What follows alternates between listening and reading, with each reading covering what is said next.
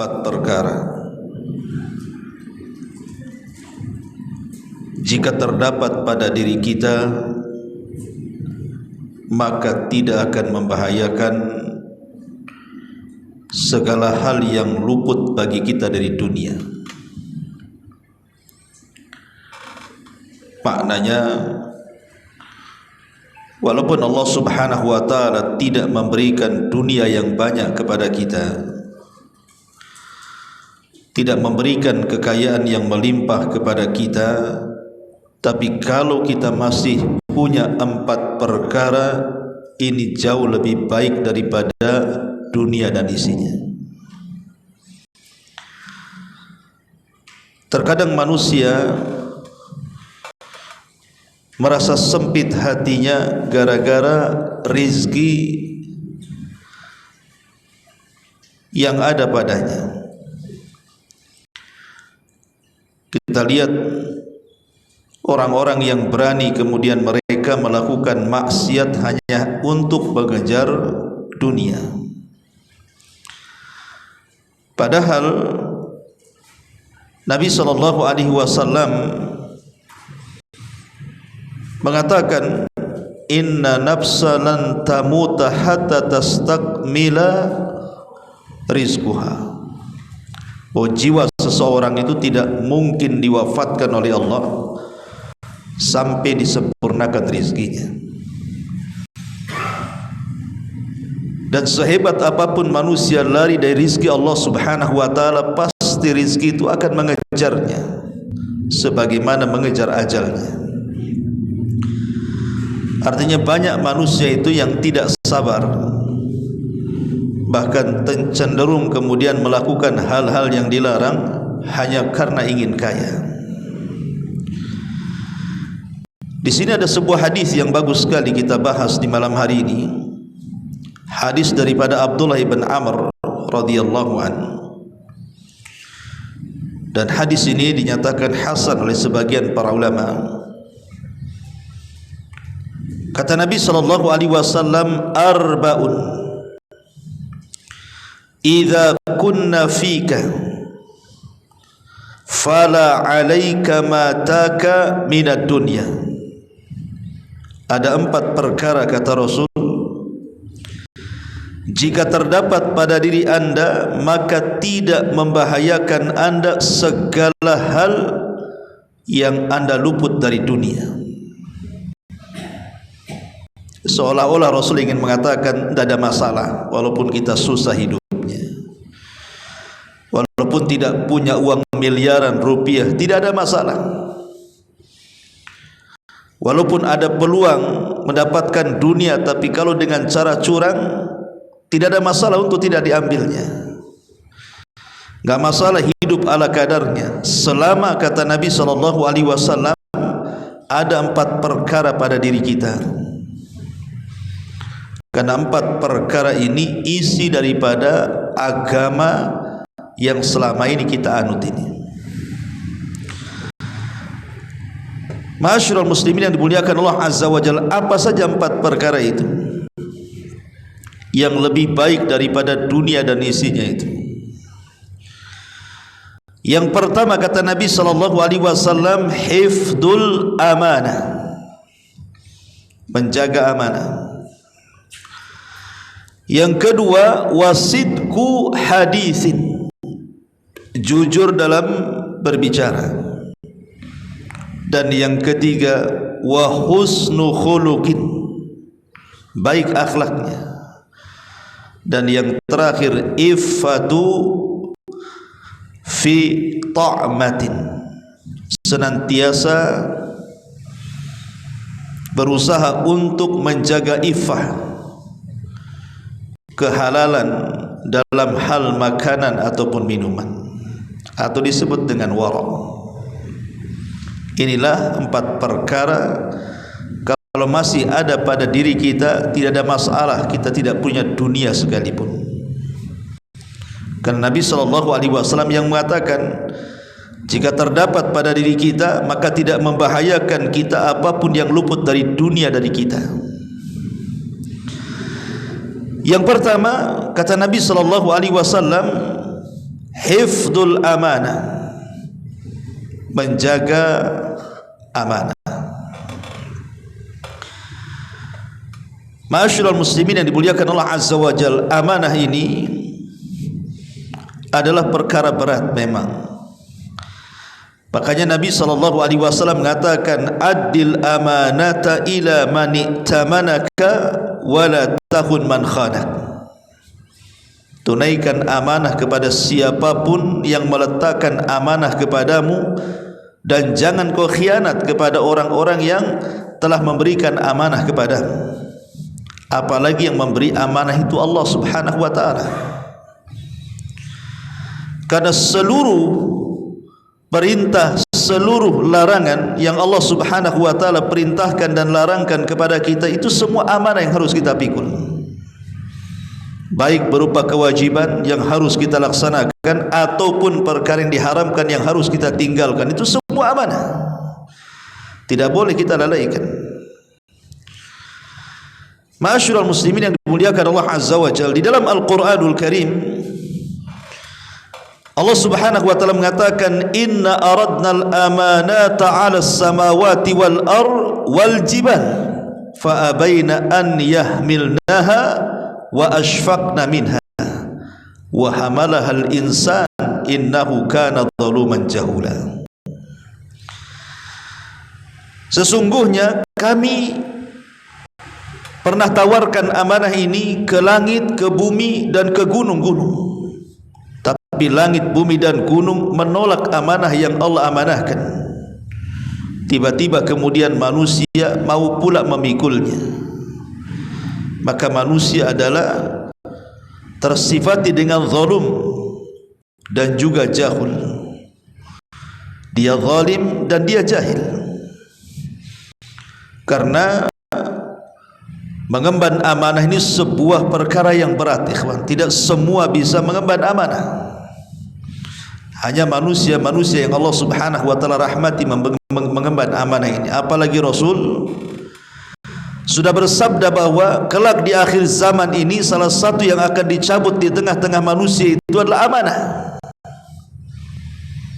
Sehingga ketika kemudian orang yang dicari dalam sebuah daerah itu, di antara orang-orang yang amanah akan mengatakan si fulan amanah, seolah-olah hanya satu orang saja yang amanah sehingga disebut orangnya, karena sudah langka orang-orang yang amanah itu.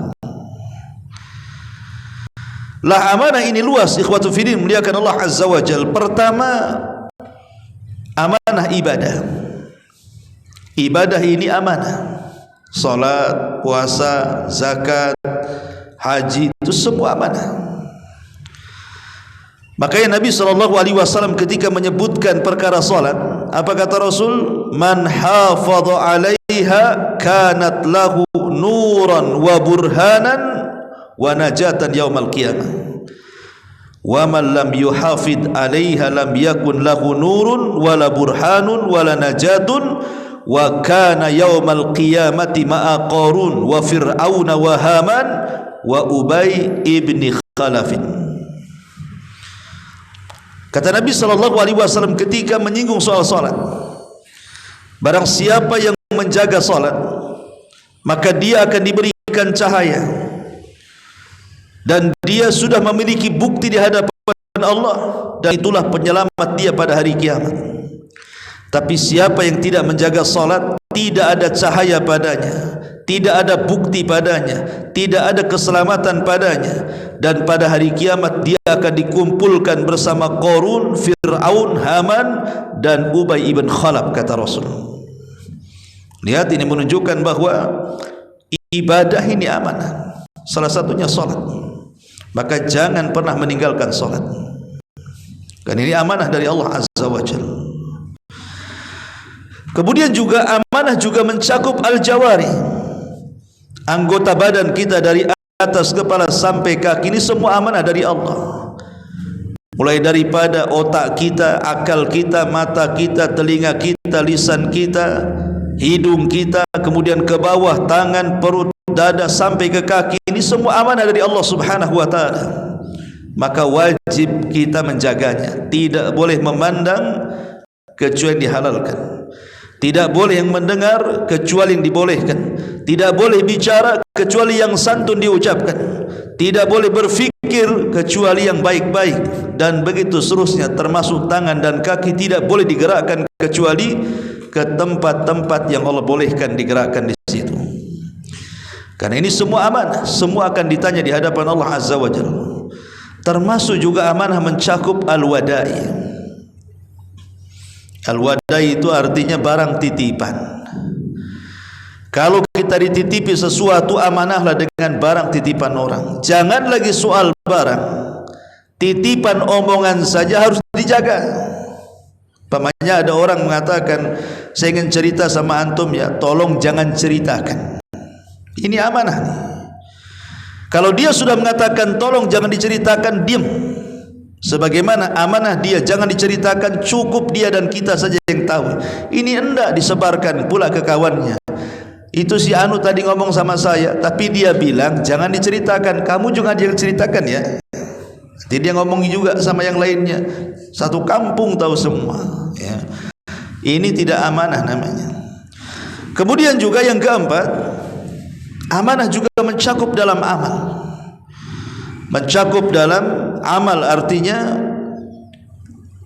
Aisyah radhiyallahu anha pernah berkata, Nabi SAW pernah bersabda, Innallaha yuhibbu idza amila ahadukum amalan an yutqinahu. Kata Nabi SAW, Allah itu senang apabila salah seorang kalian bekerja, dia mutkinkan pekerjaannya. Artinya betul-betul dia tekuni pekerjaannya.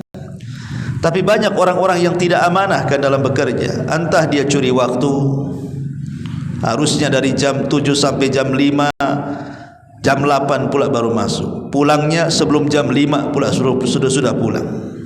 Atau di tengah-tengah pekerjaan dia nyuri-nyuri waktu untuk istirahat dan begitu seterusnya.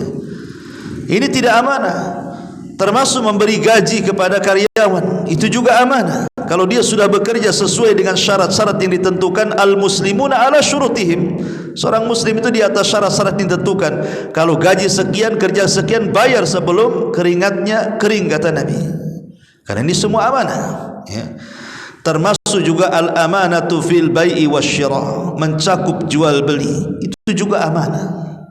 Jangan mengurang-urang takaran, mengurang-urang timbangan, mengurang-urang meteran, curang dalam dagang dan begitu seterusnya. Kata Rasul mengatakan, laisa minna man ghasyana, bukan termasuk umatku orang yang curang dalam dagangan. Kenapa Rasul ngomong begini? Karena ada kisahnya. Rasul masuk ke pasar, kemudian ada orang yang jual gandum. Tangan Nabi SAW kemudian dimasukkan ke dalam gandum itu. Rasul merasa aneh. Kenapa? Karena gandum atas kering, gandum bawah kok basah. Jadi Rasul bertanya kepada pedagang gandum ini, kenapa yang bawah basah, kenapa yang atas kering? Maka sang pedagang mengatakan, asabathu matar au balal ya Rasulullah. Oh, tadi habis hujan atau ada rintik-rintik dari langit. Lah, kalau memang ada hujan, harusnya yang basah atasnya, bukan bawahnya. Kan hujan dari atas, bukan dari bawah. Maka Nabi SAW marahlah. Kata Nabi SAW, balik, yang basah taruh atas, yang kering taruh bawah, supaya manusia melihatnya. Dari sini Rasul mengatakan, laisa minna man ghasyana, kata Rasul, bukan umatku orang yang curang dalam dagang. Tidak amanah dia ya. Termasuk juga amanah dalam mas'uliyah, kepemimpinan, baik pemimpin negara kepada rakyatnya, hatta skala kecil lah kepala rumah tangga kepada keluarganya. Keluarga amanah, harus mendidiknya, arahkan mereka ke surga. Termasuk juga amanah hifdzul asrar, menjaga rahasia. Seorang suami menjaga rahasia istri, seorang istri menjaga rahasia suami. Pamannya saudara kita punya aib, tutup aibnya, jangan disebarkan, itu rahasia.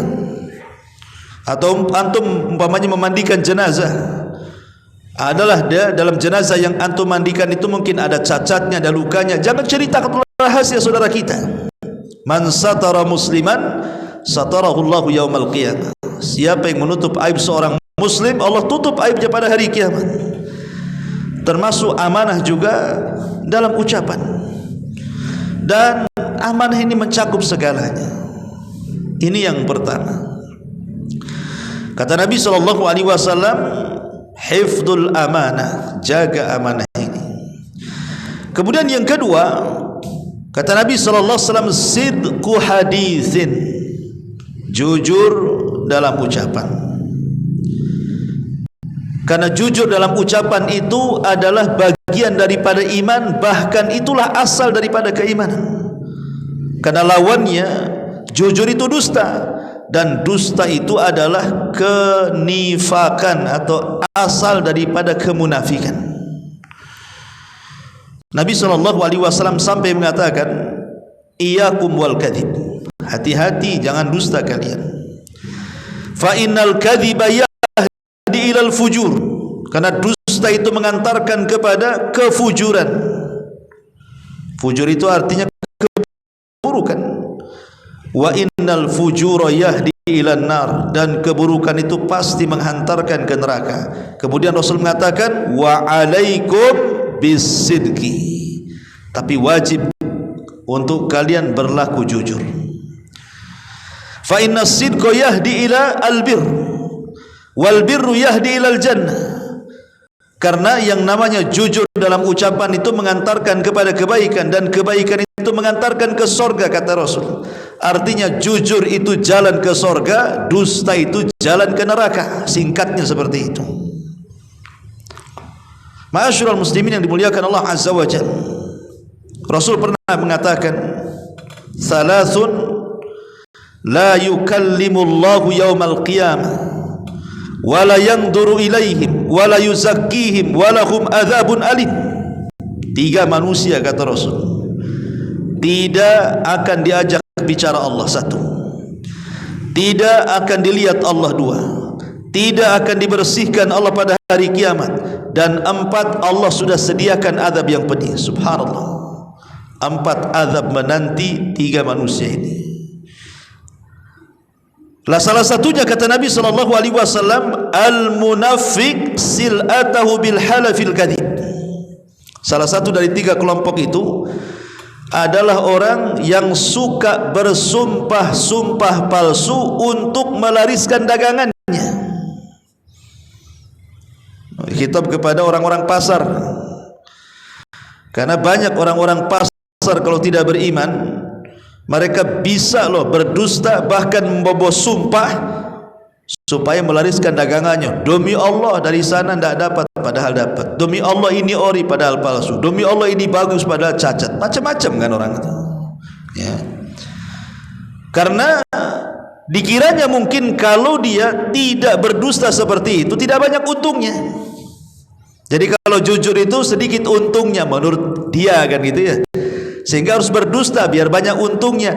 Dia tidak sadar bahwa rizki Allah itu sudah dicatat. Kalau hari ini dapat 300.000, ya 300.000 kau dapat. Mau kau dusta, mau kau jujur, ya segitu dapatnya, kan begitu. Kalau yakin dengan takdir. Karena biasanya orang seperti ini tidak yakin dengan takdir. Seolah-olah kalau jujur itu sedikit pendapatannya, kalau dusta itu banyak pendapatannya. Dari mana? Allah sudah menetapkan takdir 500 tahun sebelum Allah menciptakan langit dan bumi. Takdir orang itulah sudah ditetapkan, tidak mungkin nambah, tidak mungkin kurang kok. Pas, ya. Lah kalau seandainya sudah ditentukan rizkinya masing-masing, lah buat apa curang dalam dagang coba? Berarti orang ini kurang keimanan kepada takdir. Tidak sabar dia. Dia lebih memilih mengambil rizkinya dengan cara haram, padahal dia bisa mengambil rizki itu dengan cara halal. Ya, makanya di sini sidqu hadis, jujur dalam ucapan itu sangat penting sekali. Lihat para ulama, saya akan sebutkan beberapa ucapan para ulama. Umar bin Khattab radhiyallahu anhu mengatakan, la tajid al-mu'min kadzaban. Engkau tidak akan dapati seorang mukmin kalau betul-betul dia beriman, lisannya berdusta. Seorang mukmin bisa bakhil, bisa. Seorang mukmin bisa pengecut, takut berjihad, bisa saja. Seorang mukmin bisa, mungkin dia bakhil, mungkin dia pengecut, Tapi seorang mukmin tidak mungkin dia pendusta. Karena jangan lagi cerita Islam, orang-orang jahiliyah loh di masa Nabi SAW sebelum diutusnya Rasul, dusta itu aib bagi mereka. Satu hari Amr ibn As radhiyallahu anhu sebelum masuk Islam, Amr bin As ini kan telat masuk Islamnya.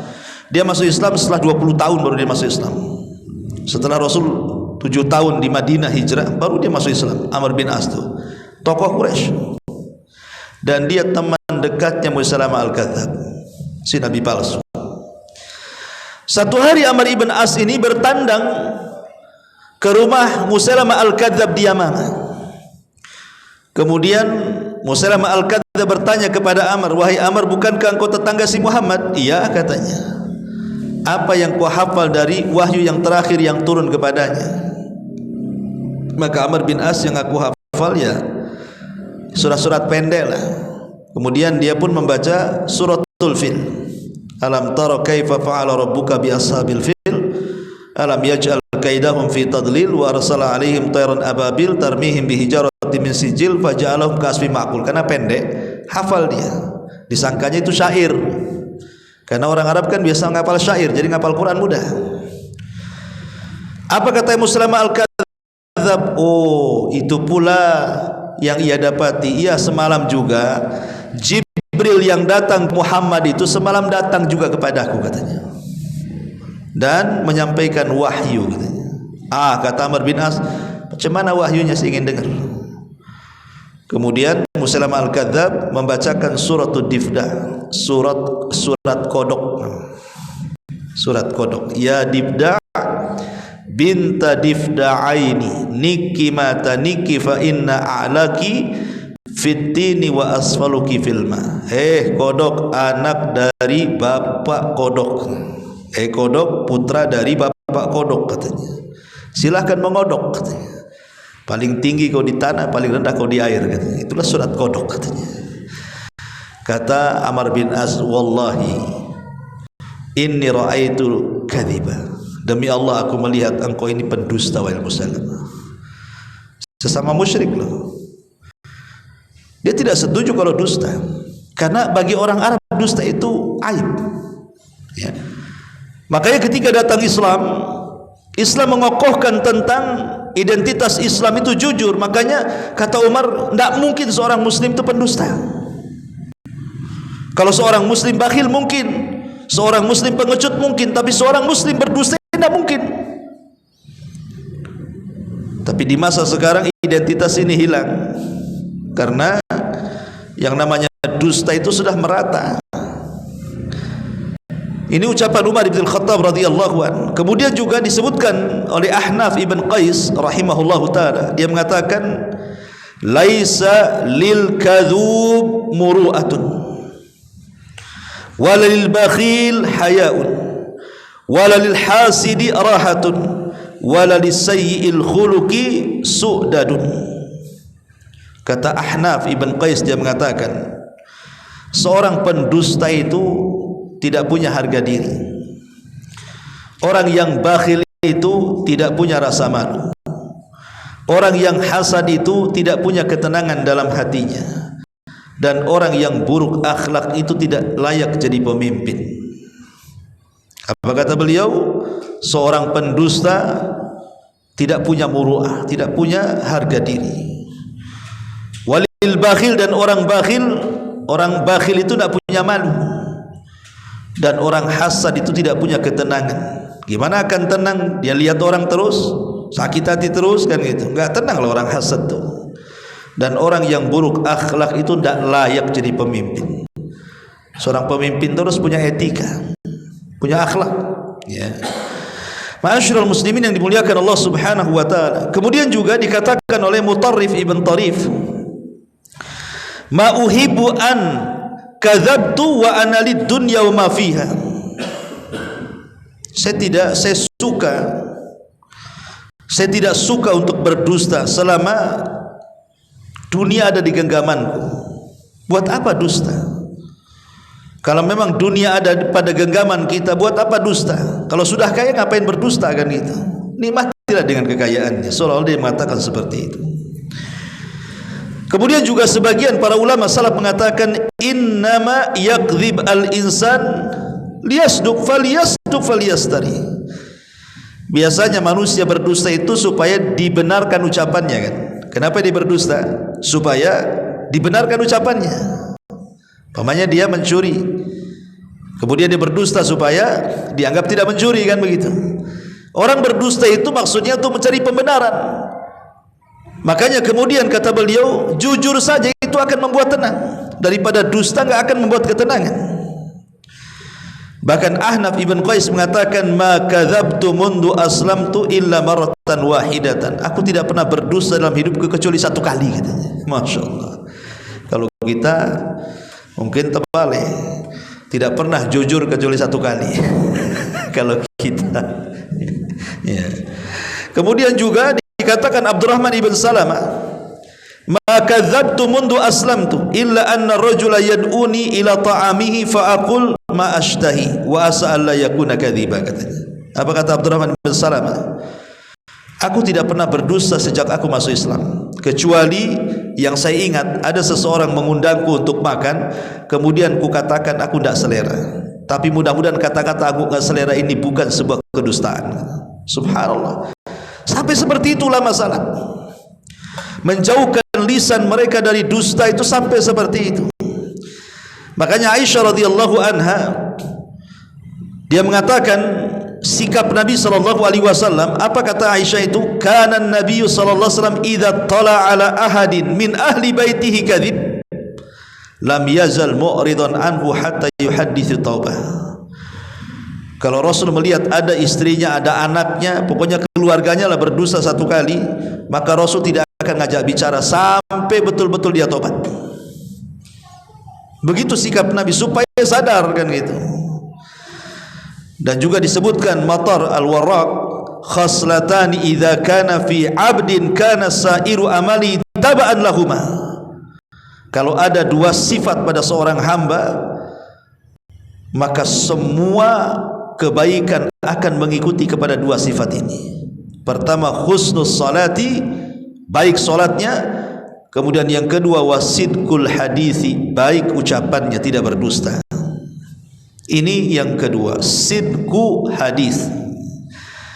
Kemudian yang ketiga, husnu khuluqin, baik akhlak. Aisyah ummul mukminin radhiyallahu anha pernah mengatakan, maka ahadun ahsan khuluqan min Rasulillah sallallahu alaihi wasallam. Aku tidak pernah melihat seorang pun yang akhlaknya jauh lebih baik dibandingkan Nabi. Mada'ahu ahadun min ashabihi wala min ahli baitihi illa qala labbaik walidzalika anzalallahu azza wa jal wa innaka la ala khuluqin azim. Tidaklah Nabi SAW diundang oleh sahabatnya siapapun, mau kaya mau miskin, mau orang terhormat mau orang biasa, ataupun keluarganya, kecuali Rasul mengatakan labbaik, aku penuhi undangan. Itu Nabi. Dari sini turun ayat wa innaka la'ala khuluqin azim. Engkau wahai Muhammad berada di atas akhlak yang paling baik. Kalau kita kan mikir-mikir kalau diundang tuh, siapa yang ngundang? Si Anu. Ah, malas lah. Kan gitu. Kenapa? Pasti tempe, pasti tahu gitu. Kalau yang ini, oh maulah, itu jelas tuh, itu daging itu, sate itu. Jadi kadang-kadang kita ini melihat-lihat, tapi lihat Nabi SAW, siapapun yang undang datang dan senantiasa mengatakan labbaik, siap, kapan waktunya saya datang. Ya. Itu kata Aisyah radhiyallahu anha. Makanya akhlak ini sesuatu yang paling memberatkan dalam timbangan pada sisi Allah Subhanahu wa ta'ala nanti pada hari kiamat, ikhwan. Manusia terkelompok menjadi dua. Ada satu kelompok itu dia mungkin dilebihkan sholat malamnya, dilebihkan puasa sunnahnya, dilebihkan sedekahnya, dilebihkan jihadnya. Tapi kelompok yang kedua ini mungkin kurang sholat malamnya, kurang sedekahnya, kurang sholat malamnya, kuranglah ibadahnya, tapi dilebihkan akhlaknya. Ketika ditimbang dua kelompok ini, rupanya yang baik akhlaknya jauh lebih berat timbangannya dibandingkan yang ahli ibadah itu. Dari sisi sini Nabi SAW mengatakan dalam sebuah hadis, "Ma min syai'in fil mizani azqal min husnil khuluqi," kata Rasul. Tidak ada sesuatu yang lebih bisa memberatkan timbangan di sisi Allah melebihi baiknya akhlak. Melebihi baiknya akhlak. Makanya Nabi SAW juga mengatakan, "An aktsari ma yudkhilun nas al jannah." Perkara yang paling banyak memasukkan manusia ke surga itu, Rasul tidak mengatakan salatnya, puasanya, hajinya, jihadnya, tidak. Tapi kata Rasul, taqwallah wa husnul khuluq. Ketika dia bertakwa kepada Allah, baik pula akhlak itu. Para ulama mengatakan bahwa akhlak itu dalam badan kita terbagi 3, dari leher ke atas, kemudian kedua tangan, dan dari kepala sampai kaki. Kalau 3 perkara ini kita jaga, berarti kita berakhlak. Dari leher ke atas. Leher ke atas ini kan ada mata, ada telinga, ada lisan, ada hidung, ada otak di kepala kita, kan ada akal. Kalau kita bisa menjaga anggota badan di kepala kita ini, maka kita berakhlak. Dan yang paling jelas adalah apa? Mata dan lisan. Kalau ketika kita bicara tidak melotot, makanya lihat orang marah itu biasanya apa? Melotot kan?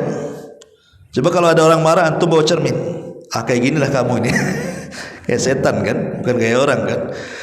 Kemudian dari lisan, kalau dia suka senyum, berarti dia berakhlak tuh. Orang yang suka melemparkan senyum itu tanda ada akhlak di kepalanya. Makanya Rasul mengatakan apa? Tabassumuka li akhika sadaqah. Senyum kamu yang kau lemparkan kepada saudaramu itu bagian daripada sedekah. Lihat Nabi Sulaiman ketika membawa pasukan kan, bawa pasukan banyak sekali. Namanya bawa pasukan, jalan kaki kan, tanah itu kan bergetar. Pasukan tentara itu kan. Lah sebelum sampai di hutan, di situ ada semut yang sedang melintasi jalan. Pimpinan semut mengatakan kepada anak buahnya, "Udkhulu masakinakum la yakhtimannakum Sulaiman wa junuduhu wa hum la yash'urun." Cepat masuk. Ini Sulaiman dan tentaranya mau jalan, nanti keinjak dia tak tahu katanya. Sulaiman ini paham ucapan semut. Karena di antara mukjizat Nabi Sulaiman itu paham bahasa binatang kan? Apa kata Al-Quran?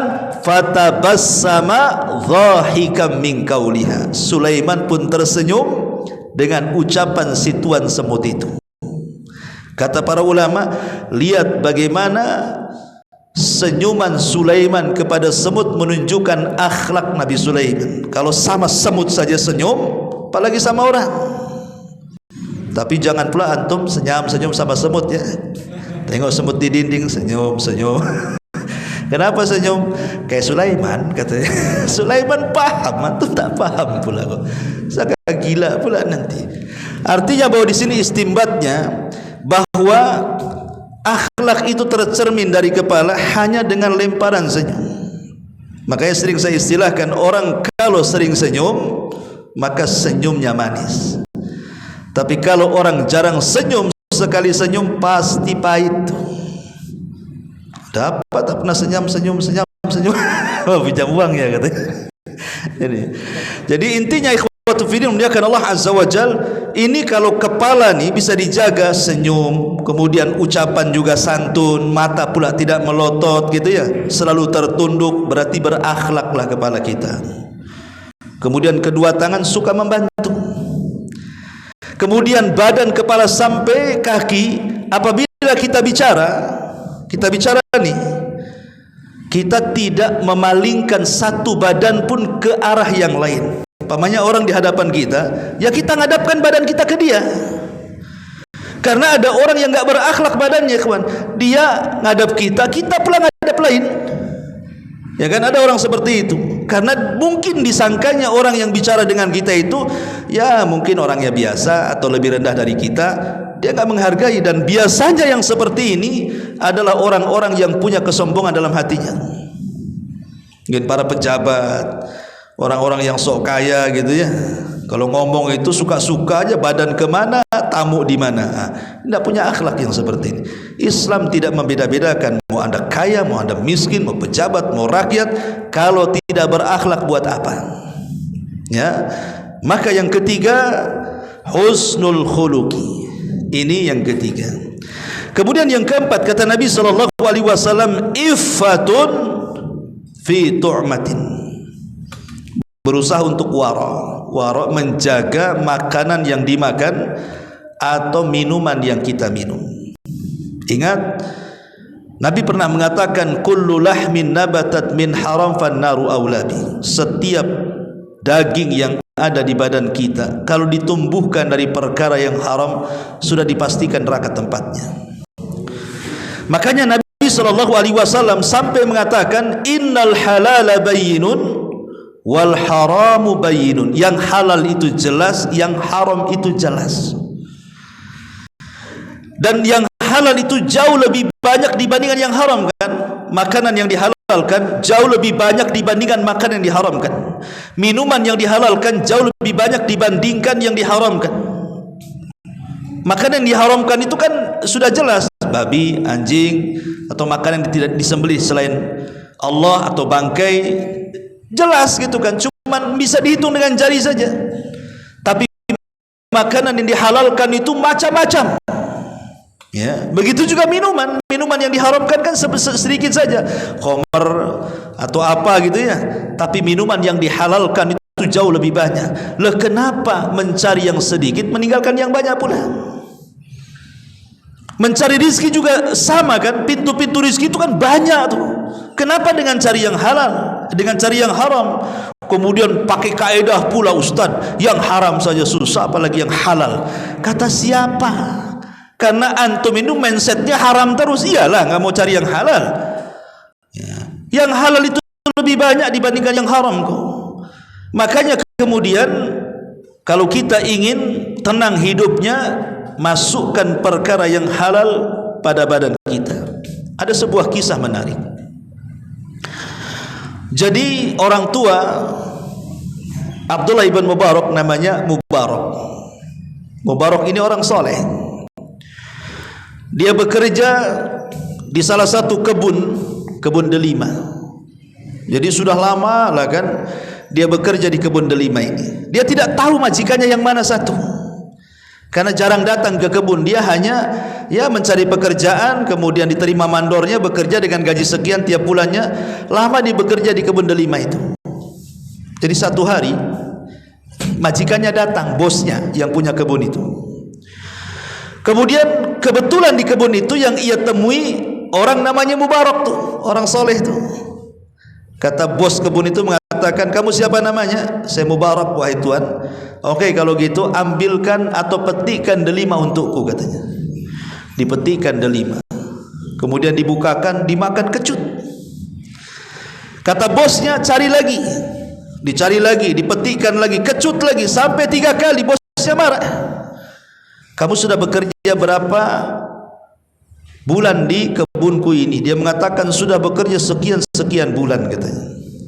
Maka kata bosnya, macam mana kau sudah bekerja di kebunku lama, tapi kau tidak bisa membedakan mana delima yang manis, mana delima yang kecut, katanya.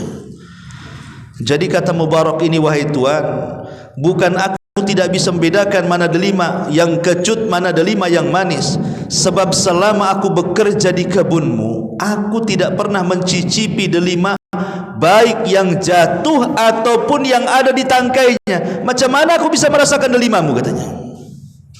Warok namanya kan. Yang jatuh aja nggak berani dia makan. Coba kalau antum punya pohon mangga, punya kebun mangga, suruh orang jaga, kira-kira yang duluan makan antum atau penjaganya?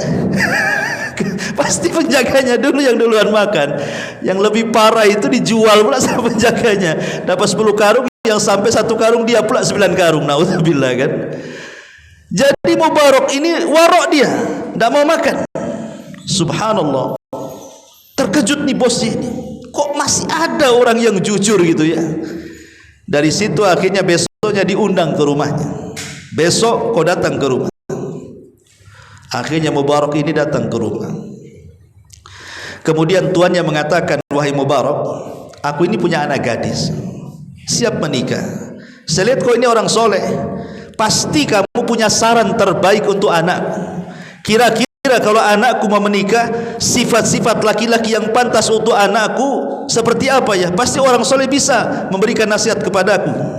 Kata Mubarak, ya nikahkan dia dengan laki-laki yang kriterianya seperti ini, seperti ini, seperti ini, seperti ini. Akhirnya kemudian apa kata majikannya? Demi Allah, apa yang kau sebutkan itu ada padamu, katanya. Nikahlah kau besok dengan anakku. Tapi dia bukan menunjukkan dirinya. Kalau antum iyalah. Kalau antum yang ngomong begitu, pasti antum menunjukkan ya kalau bisa ya kayak saya kan. Gitu. Enggak, dia itu masih ya menyebutkan sifat-sifat umum. Maka akhirnya kata bosnya mengatakan, oh tidak ada sifat yang kau sebutkan kecuali ada pada kamu. Nikahlah kau dengan putriku. Subhanallah. Menikahlah Mubarak dengan putri bos kebun itu. Akhirnya dari pernikahan Mubarak ini lahirlah seorang ulama dunia. Ulama dunia, siapa yang tidak kenal Abdullah ibnu Mubarak, seorang ulama tabi'in. Yang Abdullah ibn Mubarak ini nanti akan mewarisi kekayaan bapaknya Mubarak dan akan menjadi orang kaya raya di Irak. Bahkan dia menggaji dengan kekayaannya 500 para ulama, salah satunya Fudail ibn Iyad. Subhanallah. Terlahir dari bibit unggul ini ulama besar, ulama kaya, ulama wara. Itulah Abdullah ibn Mubarak, lahir dari seorang ayah Mubarak yang wara, menjaga makanan dimasukkan ke dalam badannya. Ma'asyiral muslimin yang dimuliakan Allah Azza wa Jalla, makanya iffatun fi tu'ma. Jangan sembarang memasukkan hal-hal yang dimakan itu. Dulu pernah saya ceritakan kepada antum kisah Imamul Haramain kan. Imam Abul Ma'ali Al-Juwaini. Abu Ma'ali Al-Juwaini ini disebut Imamul Haramaini, imam penjaga dua haram Mekah dan Madinah. Dia adalah salah satu guru daripada Imam Ghazali. Ma'ruf Imam Ghazali, pengarang kitab Ihya Ulumuddin. Itu gurunya namanya Abu Ma'ali Imamul Haramaini, Abul Ma'ali Al-Juwaini. Abul Ma'ali Al-Juwaini ini dikenal kepakaran dalam debat. Oh, kalau debat gak pernah kalah. Debat dengan siapa aja gak pernah kalah. Tapi masalahnya terkadang ketika berdebat itu, ketika dia udah ngomong lancar, keluar gagapnya. Nanti ngomong lagi keluar gagapnya. Jadi terkadang tersendat-sendat dalam debat itu dengan gagap dia. Kemudian ditanya, kenapa engkau ini selalu gagap dalam bicara, katanya. Padahal dia cerdas, nggak ada yang pernah mengalahkan dia dalam berdebat. Kemudian dia bercerita, dulu semasa aku bayi, katanya, aku ini punya ayah. Ayahku bersumpah akan memiliki anak yang tidak ada campur baur harta syubhat dan harta haram di perut ibunya. Jadi sebelum dia punya anak saja dia sudah bercita-cita, aku ingin punya anak yang tidak makan haram apalagi syubhat. Jadi dijaga terus tuh, betul-betul dijaga istrinya itu. Kau jangan makan haram ya. Walaupun ada umpamanya barang dari luar gak boleh dimakan. Betul-betul dia makan dari hasil jerih payah bapaknya tuh. Akhirnya sampailah dia hamil. Ketika hamil sampai melahirkan, betul-betul dijaga istrinya. Tidak boleh makan dari makanan orang lain, harus dari dia saja. Lahirlah Abu Ma'ali Al-Juwaini ini yang masih bayi. Satu hari Abu Ma'ali Al-Juwaini nangis. Mungkin ibunya keluar, dia nangis ya. Rupanya di situ itu ada seorang budak perempuan yang sedang menyusui anaknya. Kasihan lihat bayi nangis, jangan-jangan dia haus. Diletakkanlah bayinya, kemudian diambil bayinya yang Abu Ma'ali Al-Juwaini masih bayi ini, disusukan sama dia. Ibunya datang, marah ibunya, diambil bayinya karena disusui orang. Takutnya ini budak wanita ini memakan yang haram, itu masalahnya. Langsung diambil. Ketika diambil datanglah bapaknya, diceritakan, langsung itu jari dimasukkan, dikorekkan ke mulut bayi itu supaya dimuntahkan kembali. Tapi susunya sudah kadung masuk.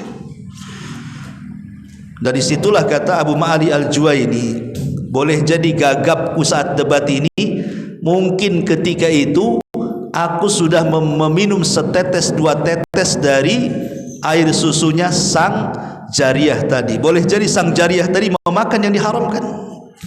Pengaruhnya loh, bukan pengaruhnya waktu bayi, nanti sudah tua tuh pengaruhnya tuh. Begitu para ulama ya. Bagaimana di sini Nabi SAW sampai mengatakan yang keempat, ifatun fit tu'mah, maka jaga jangan sampai masukkan yang haram atau syubhat ke mulut-mulut kita dari makanan dan minuman. Kalau kita punya 4 perkara kata Rasul, pertama hifdzul amanah, jaga amanah. Yang kedua sidku hadithin, jaga ucapan, jujur. Yang ketiga husnu khuluqin, baik akhlaknya. Dan yang keempat wara, jangan memasukkan yang diharamkan. Kata Rasul, jika ada 4 hal pada diri kita, maka tidak membahayakan bagi kita walaupun dunia luput bagi kita. Walaupun dunia luput bagi kita. Hadis ini cocoknya ini biasanya untuk para pengusaha. Kalau hadis ini diterapkan bagi Anda seorang peniaga, seorang pembisnis, pengusaha, orang-orang yang punya syarikat, ini cocok hadis ini. Karena biasanya penyimpangan dalam usaha itu satu dari 4 perkara ini kan. Pokoknya seorang pedagang nih, seorang pedagang, terkadang seorang pedagang peniaga ini ditawarkan keuntungan yang besar, tetapi terkadang harus berdusta. Harus berdusta kan. Contoh mamanya, saya pernah ketemu salah seorang catering. Ya, catering itu ya kadang masuk-masukkan ke perusahaan, kadang ke instansi pemerintahan. Tapi kadang-kadang Ustaz saya disodori apa? Kwitansi katanya. Harganya umpamanya 200 juta. Saya disuruh nulis 150 juta. Jadi saya tanya, yang 50-nya kemana tuh? Di palunya ditilep lah sama orang tuh. Kan gitu kan. Ya. Kan ada orang-orang yang punya proyek kan, terpaksa harus berdusta kan, nanda tangan cek kosong. Kadang-kadang harganya dibedakan dengan harga yang sesungguhnya. Kalau antum yakin dengan hadis ini, nggak apa-apa. Hilang 200 juta nggak ada masalah. Yang penting apa? Yang penting amanah. Nggak akan membahayakan kita kok. Oh, rizki itu sudah dicatat. Tidak dapat dari 200 juta dari ini, dapat dari 200 juta di tempat lain. Ingat, man taraka syai'an lillahi awwadallahu khairum min. Ini kaidah. Siapa yang meninggalkan sesuatu karena Allah, Allah akan ganti sesuatu itu dengan yang jauh lebih baik lagi. Amanah. Ya. Atau dalam dunia usaha ini kadang-kadang ya tadi mencari keuntungan dengan dusta kan. Bersumpah untuk melariskan dagangan, kadang-kadang ngelabui barang, kadang-kadang mobil second akhirnya dicet-cet jadi bagus, nggak dijelaskan ini second, ini mesinnya masalah, enggak, yang penting nampak bodinya bagus, mobilnya bagus katanya. Sekali dibeli 1 bulan, mogoknya setahun. Dusta dia. Ala kadarnya saja, Ustaz kalau ada kadarnya, ya paling untungnya sedikit, nggak masalah untungnya sedikit. Tidak akan memadaratkan untung sedikit. Yang penting jujur. Nanti Allah akan ganti. Nanti Allah akan ganti. Karena kejujuran itu yang menjadikan harta berkah. Ada istilah orang awam itu, tidak apa-apa sedikit, yang penting berkah dibandingkan banyak tak berkah. Karena ada istilah seperti itu. Benar ucapan itu, nggak salah. Situ ada juga kawan-kawan yang Masya Allah usahanya biasa-biasa saja, serabutan bahasa saya itu, kadang ojek, kadang jual es, kadang macam-macam ya. Tapi subhanallah, anaknya kuliah di mana-mana, anaknya nurut-nurut, anaknya soleh, ndak ada yang bangkang sama orang tuanya. Pokoknya luar biasa. Sampai saya geleng-geleng, kok bisa penghasilan beberapa sehari sekian, kok bisa anakmu bisa kuliah? Nah, itulah harta berkah. Tapi ada orang yang kaya, jangan lagi anaknya kuliah, yang ada kena narkoba masuk penjara, stres kan gitu. Nah, ini kan karena tidak berkah tadi. Kemudian terkadang pedagang ini perangainya nggak bagus. Contoh nih pedagang kecil lah, jangan pedagang besar lah. nawar tak jadi, marah dia. Gara-gara tak jadi bisa ngumpat dia kan itu. Ya nama terserah dia lah mau beli mau enggak. Kenapa mesti ngumpat-ngumpat? Makanya pedagang itu kalau ingin laris hiasi dengan husnul khuluq. Kadang-kadang pembeli ini kalau orangnya baik sebagai pedagang ini, kadang-kadang mahal sedikit dia suka tuh. Enggak apa-apalah orangnya baik, kan gitu ya. Nah, tapi murah, ngapain saya beli di situ? Kena omel saya di situ. Kadang-kadang gara-gara akhlak buruk saja orang lari kan itu. Termasuk juga ya iffatun minat ta'am tadi, harus suara.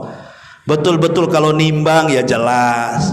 Ini enggak, orang itu beli sekilo dikurangi pula 1 on sama, enggak waro dia. Ya. Maka dari sini ikhwatu fiddin kata Rasul, ada 4 hal yang jika terdapat pada anda maka tidak membahayakan anda segala hal yang anda luput dari dunia: menjaga amanah, perkataan jujur, akhlak yang baik, dan juga iffah dalam makanan.